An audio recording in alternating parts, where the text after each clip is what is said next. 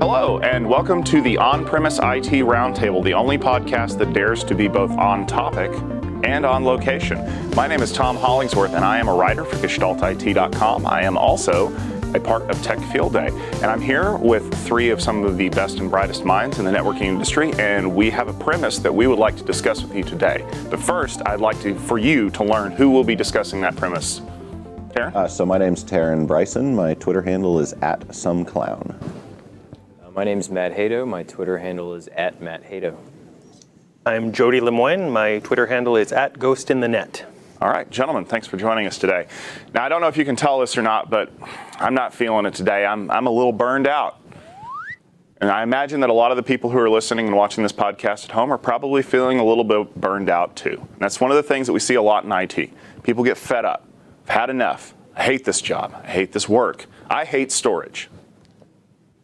And so I am posing the premise today that IT burnout is inevitable. What do you think about that? Taryn, you had some thoughts about this recently because you've written about this quite a bit. Do you think IT burnout is inevitable? I don't know if it's, I don't know if I'd say it's inevitable. I mean, I think that there's a high percentage of people that do burn out. I think a lot of people, at least, my age group, got into IT because we were good at it, and there weren't a lot of people out there that were good at it. It wasn't necessarily even a career choice. We went through college and said, I'm going to do this. We just ended up doing it because we were so involved with computers. We really enjoyed what we were doing. And I think if you go into a field because you really enjoy it, at some point, that can actually wreck it for you, right? Because you end up, doing the same thing. And I mean, I don't care what hobby I've ever had in my life. They've all stopped after a few years. Yeah, what's the phrase we always hear from people? If you find something you love to do and do it as your job, you'll never work a day in your life, except when you have to do that thing every day, in which case you're going to go insane.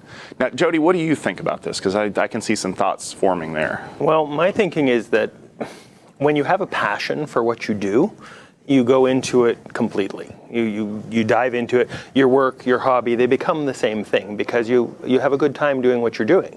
But then you run into the roadblocks. You run into the politics. You run into the things that keep you from doing the things that you're doing. And that starts taking an emotional toll because you start getting angry at the things that are keeping you from doing the things that you're doing. And when you become emotionally invested in it in a negative way, that's when the burnout becomes inevitable. But you don't have to. Really? Like, we care about what we do, but there are mechanisms you can use to avoid getting too caught up and too personalized with the roadblocks that you hit. Let's come right back to that because I have some thoughts that I want to throw out for you guys. But Matt, what do you think about this? Is IT burnout inevitable? Depends on how you define burnout. Okay. I think both of you guys brought up a great point in that a lot of people in the industry are in the industry because it's their passion.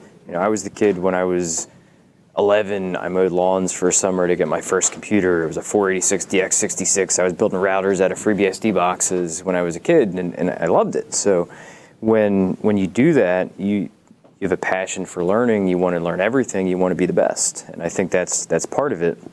I think also when you get, in a production environment and you first start working in IT, there's the hero syndrome. You're putting out fires, you're the hero, and it feels good. It's fun. I worked for an MSP, and sometimes you're on call, other times you're on a project, and it was just this constant, I want to be the best, plus it feels good because I'm putting out fires, plus, on top of all that, I'm doing certifications.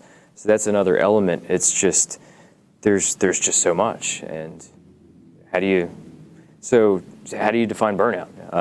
I used to take pride in the fact I would tell people I teeter on the edge of burnout, but I know my limits. Is that really a good way to live? I don't know. Yeah, right there on the edge. You're skating on the edge of a razor, and if you slip, you're probably going to be in trouble. I want to come back to something you said. You said that there are ways to avoid burnout. One of the ones that I always hear more than anything else is work-life balance. I have to find a way to balance what I'm doing with the things that are not work. I also know that I have been known to answer that occasional email at 9:30 at night.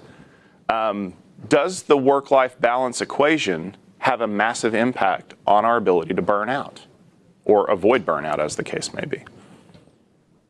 It's hard to say. I think work-life balance and how much of an impact that has is a totally separate discussion on its own. But I do know that if your work-life balance is such that you have no life, it's certainly going to take you right down that spiral, and there's no avoiding it. But I've heard from people in Silicon Valley that I should work 85 hours a week to be productive at all hours of the night, and that I need to be, what are we on now, 15, 20x engineer? Yeah, but so, I mean, here's the thing with that, right? So, you know, I found a few years ago that my passion for pure network engineering was sort of waning a bit, right? And I started, you know, moving a little bit more into some other, you know, things, some programming, you know, whatever. And then finally made the jump from, you know, in-house network engineer into consulting, pre-sales consulting, right? And that actually did a lot for me, which we can, you know, I can go on a little bit more about if we want to. But the thing so the work-life balance thing for me, like, my kids are older, my wife's, you know, working on her doctorate. I mean, I have all the time in the world as far as work-life balance. I mean, whatever I find that I really enjoy, whatever aspect of IT that I'm in at the time, I throw myself 100% into it. I mean, I'll be working, you know, on Saturdays, but that's my hobby as well, which means I'm very into it. I'm really, you know, whatever, but I get, the cycles of burnout for me are shorter. In other words, you know, I'll throw myself 4 years into this one thing, and then after 4 years, I'm completely burned out and I move on to something else. And so I think for me, the work-life balance isn't as much of a factor. I think I think I'm causing burnout by not having as much work-life balance, but I don't know what I would actually do without doing it the way I do it. But you're shifting gears. Yes. Shifting gears is kind of important because you're not doing the same thing. Right. You know, when interest starts waning and the passion starts fading, you don't just sit there and let it drive you down to the point that you're suddenly depressed and have nothing left, burnout. You find something else. You find something related, something else you can be passionate about and renew it all. Move on to the next thing. Yeah, and that's a good angle. We're just talking about work-life balance, though. I think there's a lot more that has to be balanced. You know, if you look at a typical engineer early in IT, there's work, and then there's the ability to rapidly excel in that job. Because if you're good in IT, you can move up pretty quickly. Okay. So you want to do your work, you want to overachieve at work, and then of course you have certifications. So that is something generally it's expected to be done after hours. And if you're talking about somebody who has, you know, IT is already their passion, it's their hobby, you know, they've got a lab environment at their house, so they're doing work, they're trying to go above and beyond at work, they're trying to do certifications, they have a dozen little projects on the side, you know, that alone is a lot more than just work. Then you have life, and it's quite the juggling act. That's one of the things that we hear a lot about is that I have to find ways to compartmentalize every one of the pieces that I have. And like Taryn said, I mean, if you can compartmentalize one thing, you can do it really intensely for a couple of months, for a year, for 3 years.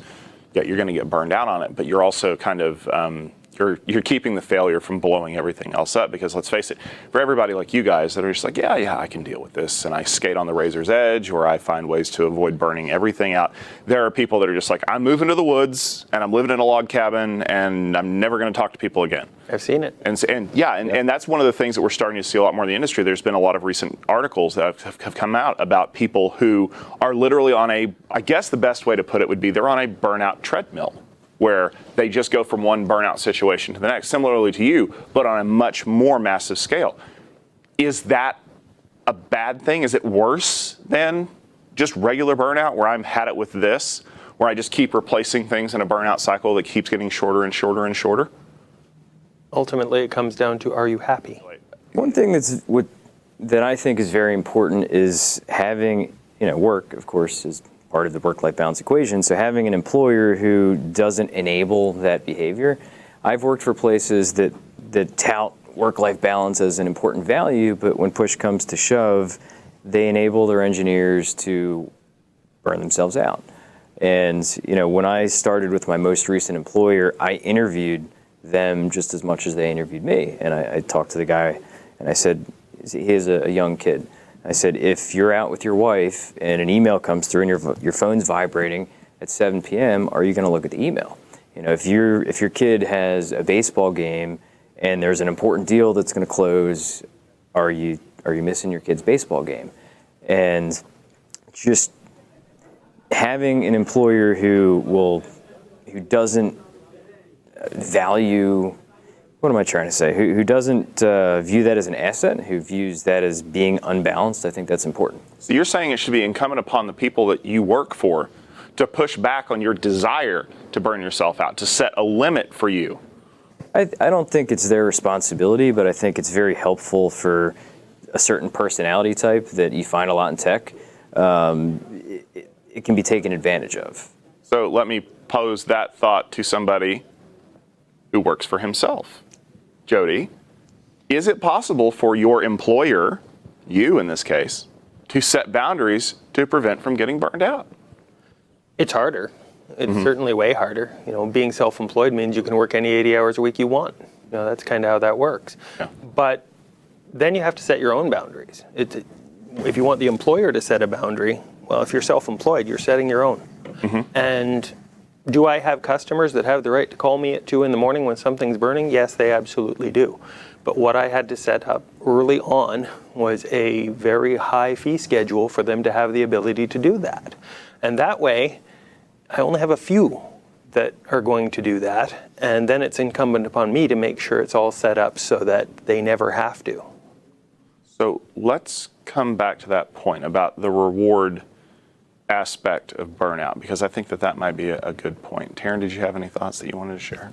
Yeah, well, so one of the things, and I don't have a link on top of my head, but one of the things I wrote a few years ago was, you know, I had talked to a bunch of people about, you know, hey, if you had your perfect world, you know, and these were people that have been in the IT industry for 10, 15, 20 years, right, or longer in some cases. And I said, look, are you doing the thing that you wish you grew up wanting to do, right? Maybe you grew up wanting to be a writer. Maybe you grew up wanting to, you know, design this, that, or the other, whatever your dreams and passions were, right?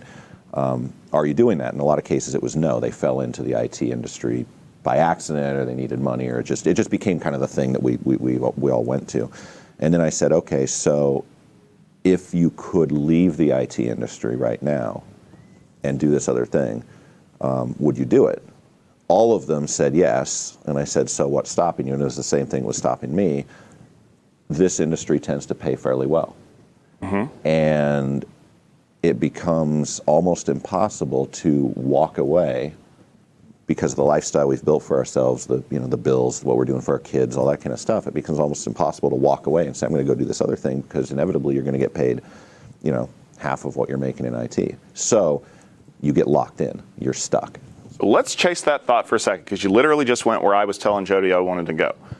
We hear a lot about burnout from groups of people who are considered high-tier professionals, IT workers, lawyers, doctors, people who have a lot of energy invested into that. You don't typically hear about stock boys getting burnout. You don't typically hear about garbage men getting burnout. But you also don't see those jobs getting paid very well. Is the burnout problem that we see in this industry, and by extension the medical profession and the legal profession, in part driven by the fact that we are essentially rewarding people to burn themselves out? You get paid more to work harder. You get more reward for putting in a ridiculous amount of time. Could the solution to the problem be reduce that urge to reward people for burning themselves out, to prevent them from pushing themselves past the point where they are capable of sustaining their workload? One thing, and then turn it over to these guys. I will say that part of it's a personality issue too, though. And my wife and I have talked about this with her being in the medical field. The same kind of, like, she's actually seen this. A lot of people that she knows that are in the medical field are married to people who are in a highly technical field. And it's a similar personality type. So, I mean, I think taking away the reward isn't necessarily, I mean, that would help certainly, right? If it's, but it's a personality type that goes into IT. It's a personality type that does medicine. It's a personality type to become, it becomes a high achieving attorney, let's say. And it's, I think we do it to ourselves, regardless of the money. Yeah. Jody? No, he's absolutely right. And especially when you look at someone like myself, self-employed, I don't have those restrictions, and I get direct reward for putting that much into it. And do I want more of that reward? Absolutely I do. So the mechanisms that I would have to do would be to maybe refuse work and the like, but it's just not in my nature to do that.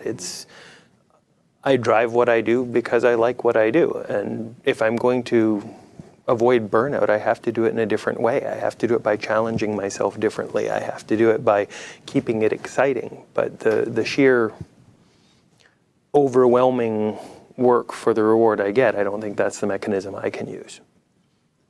Matt? I think a lot of it is a cultural problem.